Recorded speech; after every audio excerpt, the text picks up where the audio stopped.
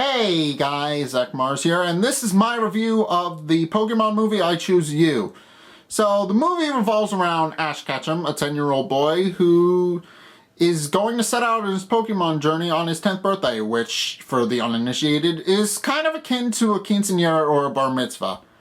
However, he sleeps in, so he winds up going to Professor Oak's late, and Professor Oak has pretty much given away all of the star Pokemons except for one, Pikachu. And Pikachu is not exactly fond of Ash for a good 5 minutes into the movie. It isn't until Ash saves Pikachu from a swarm of Spearow, which are absolutely nasty Pokemon, like just basically every single instance of the word nasty, that Pikachu decides, maybe I should give this kid a chance, and then just jumps up on Ash's shoulder and scares off all the Spearow with a Thunderbolt, which is kind of awesome. And then they encounter Ho-Oh, who drops the Rainbow Feather, and Ash picks it up and makes a promise that they will one day see Ho-Oh again. And then they stop at a Pokemon Center for the first time and overhear that Entei is in the area and that Team Rocket is also in the area, even though it's not entirely relevant that Team Rocket's in the area because Team Rocket doesn't really do anything for the entirety of the film. They just get their asses beaten, launched into the sky. That's really all they serve to do. So Ash goes to encounter Entei,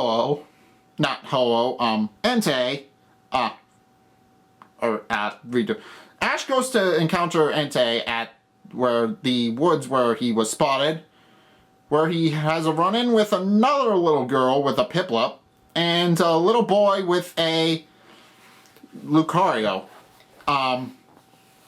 They all fight with Entei and each other a little bit. And the kid's Lucario is the only Pokemon who's actually able to land a hit on Entei until Entei pretty much decimates him and runs off. And then, basically, they all introduce themselves despite some hostile interactions between one another. Basically, the little girl reveals herself to be Verity, and the little boy refers to himself as Sorrel, and Sorrel walks off with after putting his Lucario in his Pokeball and walks away, saying that the wind is coming and that there will be a storm. And then Verity and Ash get into a Pokemon battle after a bit of a falling out, and Ash and Piplup and Verity sort of have an upper hand between the two of each other. I mean, they're both equally matched until a stray Hydro Pump from Verity's Piplup goes haywire and hits an Onix, which pisses it off and sends it on a stampede through the mountains. And it's through the combined efforts of Ash's brazen bravery and Piplup that they're able to stop it from basically getting into any more shenanigans. And it calms down and goes into the tunnel. And Ash and Verity become fast friends after that. And then, after that, they encounter a Charmander who is out in the rain because their kid's prediction, Sorrel, happened to be correct. And they're like, "Where's your trainer, buddy?" And then his trainer, an asshole of a kid named Cross, shows up with his Dusk Lycanroc. And when the Charmander goes up to greet him and starts cuddling his leg, Cross drop kicks the little thing. Poor kid. Poor little Charmander. And basically says that if Pokemon are weak, that they shouldn't be allowed to be trained. Which is kind of not how Pokemon training works. Just maybe you want to change your ideology a little bit there, buddy. So Ash carries it to a cave where Sorrel happens to be, and Sorrel yells at Ash for leaving it out in the rain, even though it wasn't Ash's fault, and Sorrel kind of jumped to conclusions. And then it's revealed that Zoro was intending to be a Pokemon trainer, and Ash, not a Pokemon trainer, but a Pokemon professor, I should say. And Ash is the first, and Ash reveals himself to be the bearer of the Rainbow Wing, which Zoro then reveals the legend about, how the Rainbow Wing, when placed on a pedestal somewhere at the end of the rainbow, will summon Ho-Oh. And then around this time, Entei and an entourage of Pokemon wander into the cave and just sit there for a little bit and take shelter from the rain. And while they're talking about the Rainbow Wing, Mars Shadow actually pops out of Entei's shadow after overhearing about the Rainbow Wing and starts stalking Ash for the rest of the movie. So there's that. And then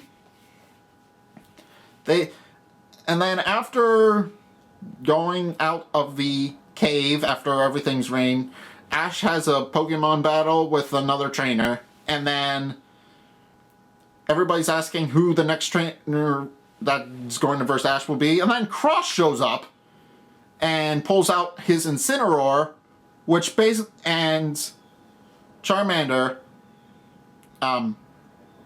after getting into a battle earlier, which I forget what the battle was against. I'm not entirely sure, I don't remember. Has evolved into Charmeleon now.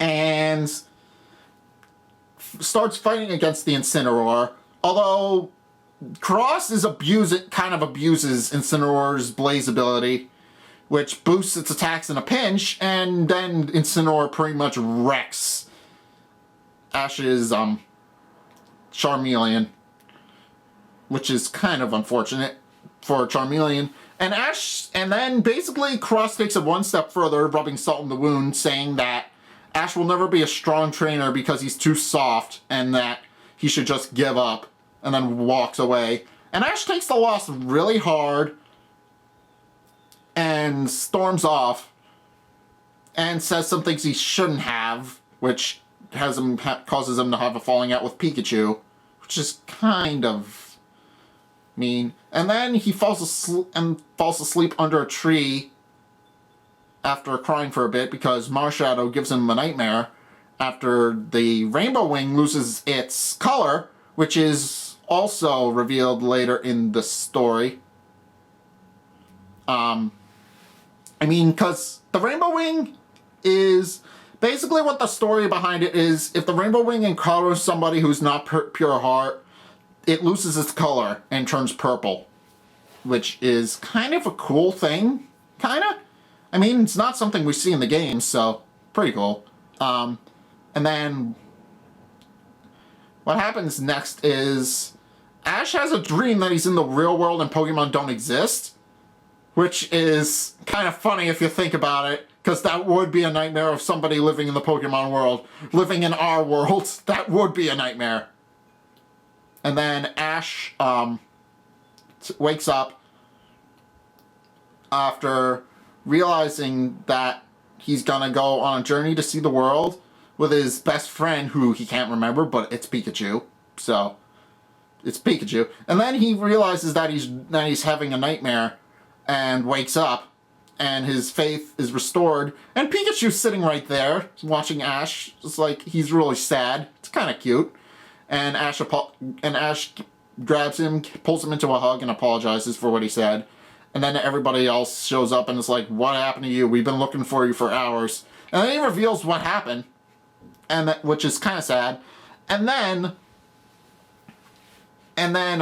Zoro reveals that when he was little, his family had a Luxray, which died protecting him from the cold, which put him into a downward spiral until he met his Lucario.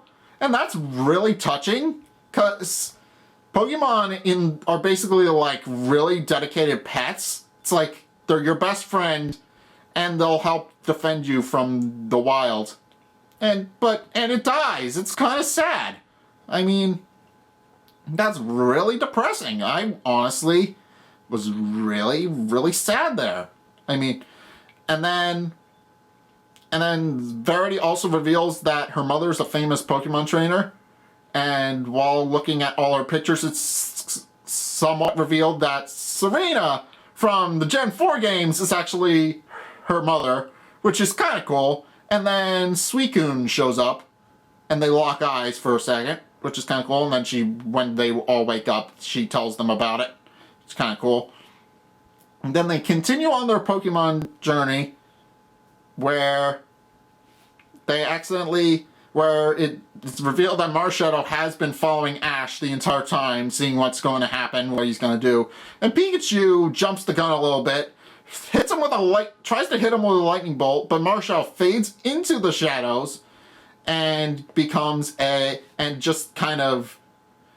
The lightning bolt, basically, what happens is the lightning bolt flies through the treetops and pisses off a bunch of Primeape, which then begin to throw Ash and his friends into the air, and Ash pulls out his Metapod, which had evolved from a what's it called? Caterpie earlier in the movie. I should have mentioned that, but even it's not entirely relevant because, I mean, yeah, it's kind of like, it adds to this whole moment where Butterfree leaves, kind of like in the original series, and it's kind of just a rehash of the Butterfree arc from the original series. It's nothing I think I should mention, but he pulls out his Metapod and uses String Shot, which stuns all the Primeape, and then it evolves into Butterfree and uses Sleep Powder to put the Primeape to sleep, and then they run off, where they encounter Raikou, and then as they get closer to the mountain, they find the guy who originally wrote the whole research on the whole Ho-Oh legend, which is kind of cool. I mean, he kind of looks like Ash a little bit. He has a huge gray beard and a ponytail, but his hat looks pretty similar to Ash's, which is kind of cool. And he reveals that normally the Pokemon around the area draw energy from Ho-Oh, but Ho-Oh hasn't shown up yet.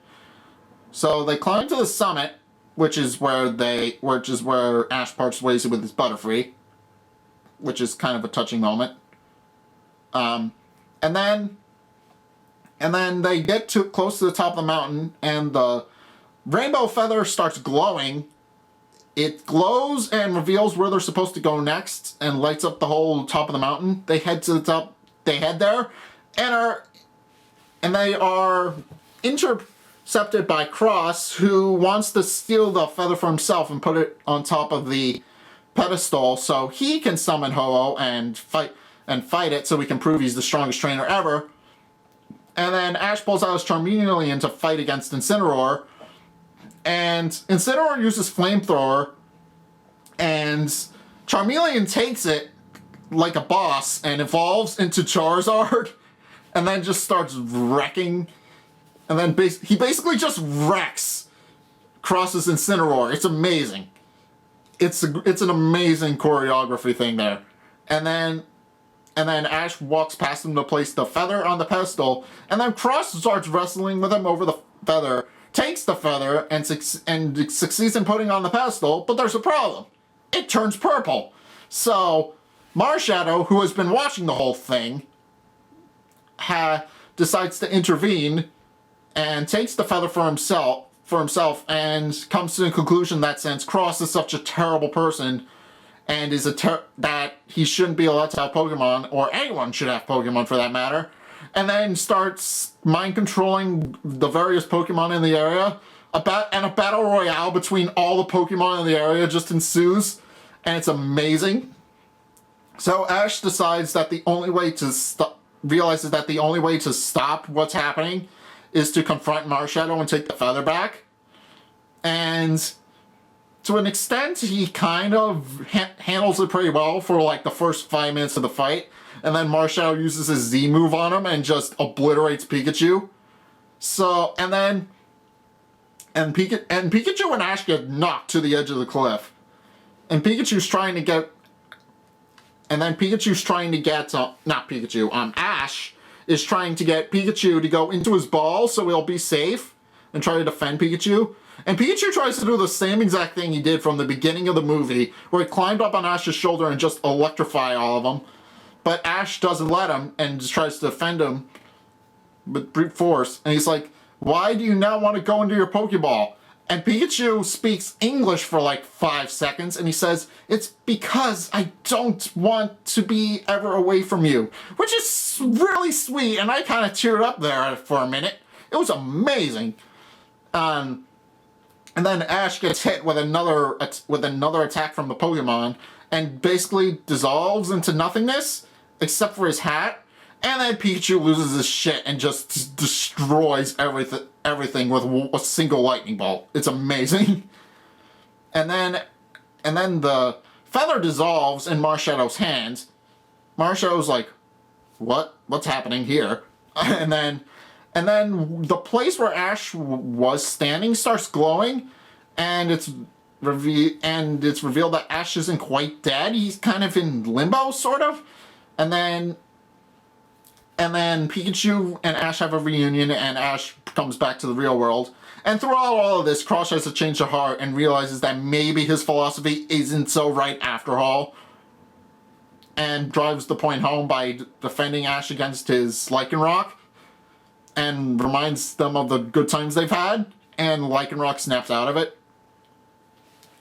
Which is kind of cool. I mean, I was hoping for a redemption arc in that movie for that character.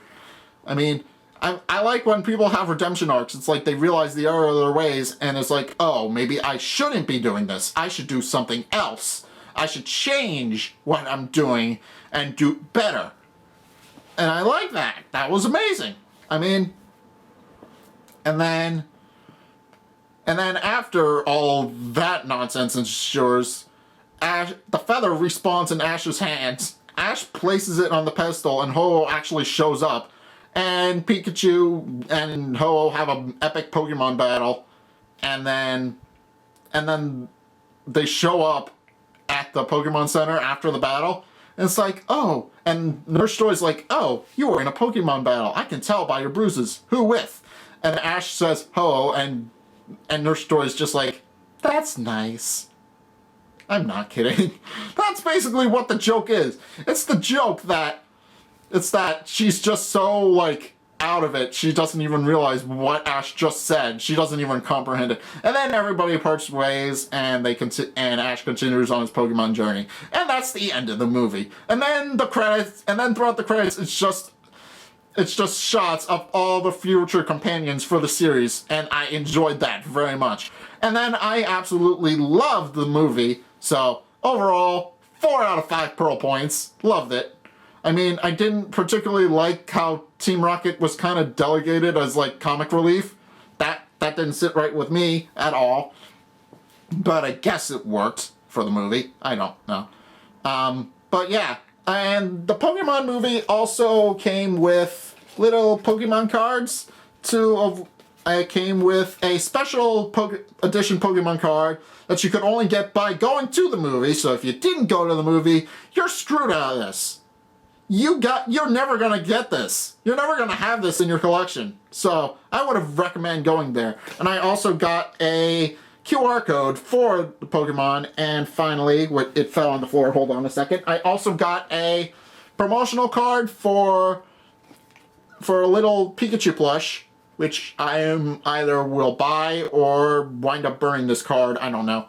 But a lot of people complained that there wasn't a card for Ho-Oh or Marshadow. I mean, it's almost like there wasn't an event card for Marshadow that came out, like, not a couple of weeks ago. I mean, it's almost as if this doesn't exist. That's amazing. I don't know why they didn't do this. I don't know why they didn't think it was a good idea to give out a legendary Pokemon with the movie. No, just a standard limited edition Pikachu that you can't get anywhere else. Yeah, that's totally not fair on their part. How dare they do that? But anyway, guys, I hope you enjoyed me rambling about this movie. I enjoyed it. I recommend buying it if it comes out on DVD, which it most likely will. And until next time, I will see you guys in the next video. Peace!